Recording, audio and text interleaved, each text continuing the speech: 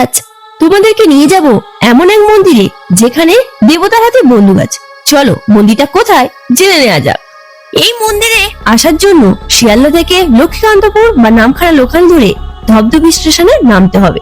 ধবধবি রেলগেটের কাছে প্রচুর টোটো পেয়ে যাবে এই মন্দিরে যাওয়ার জন্য। তারা মন্দিরের সামনেই তোমাদেরকে নামিয়ে দেবে। আচ্ছা, বিড়ালের বোন নাম জানেন কি? সে হলো আমাদের বাঘ। আর বাঘের দেবতা বলতে আমরা জানি দক্ষিণ রায়কে।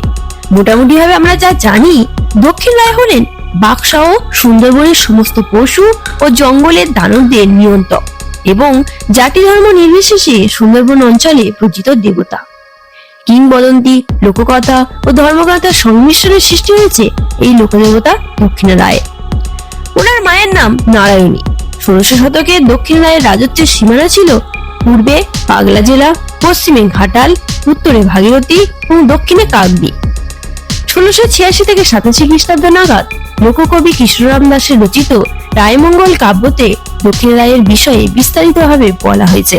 দক্ষিণ রায় রক্তমাংসের দেহধারী মানুষই ছিলেন, যিনি পরবর্তীকালে লোকদেবতায় পরিণত হন।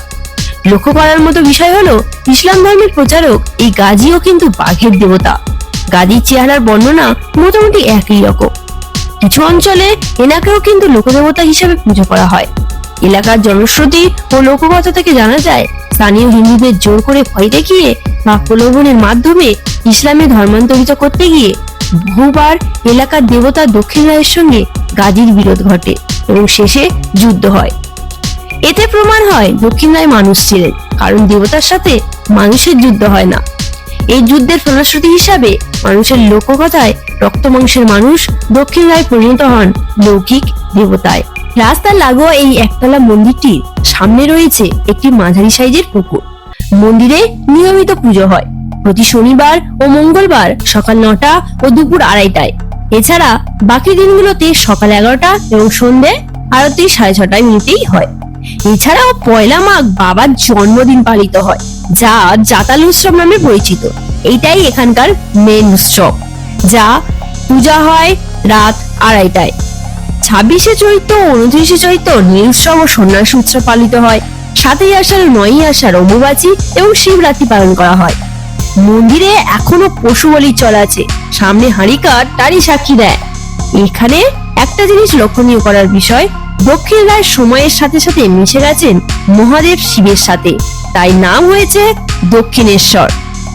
মন্দিরটি তৈরি হয়েছে 1908 খ্রিস্টাব্দে। যদিও এখানে পূজা চলছে বহু শত বছর ধরে।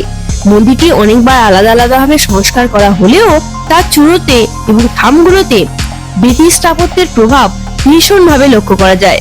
মন্দিরের চূড়োতে দেবশিশু, দুপা তুলে দাঁড়ানো ঘোড়া, গোলাকার ফুলের স্তবক এবং চূড়োর ওপরে বসানো ট্রফির কাপের মতো নির্মাণগুলো আপনাকে ইংরেজ আমলের বাড়ির কথা মনে করিয়ে দেবেই।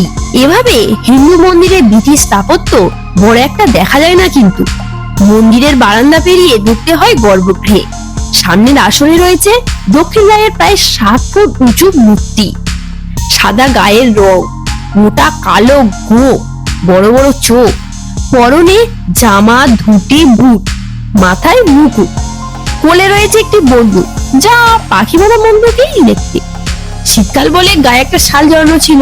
পিছনের দেয়ালে ঝোলানো রয়েছে কাগজ ও কাঠের তৈরি বিভিন্ন অস্ত্রশস্ত্র। মূল বিগ্রহের চারদিকে ছোট বড় অনেকগুলো দক্ষিণ রায়ের মূর্তি দেখলাম, যেগুলি মানসিক সফল হলে পুজো করা হয়। এছাড়াও বিগ্রহের পায়ের কাছে রয়েছে একটি বড় সিঁদুর লেপা পাথর ও একজোড়া খড়গ, যা মন্দির ও বিগ্রহ প্রতিষ্ঠার বহু বছর আগে থেকেই পুজো হয়ে আসছে। এই মন্দিরটি আমার তো খুবই ভালো লাগলো। তোমাদের যদি ভালো লাগে অবশ্যই ঘুরে যেতে পারো। আর এই ভিডিওটা তোমাদের কেমন লাগলো অবশ্যই জানিও লাইক, কমেন্ট, শেয়ারের মাধ্যমে। তো টাটা, দেখা হচ্ছে অন্য কোনো ভিডিওতে।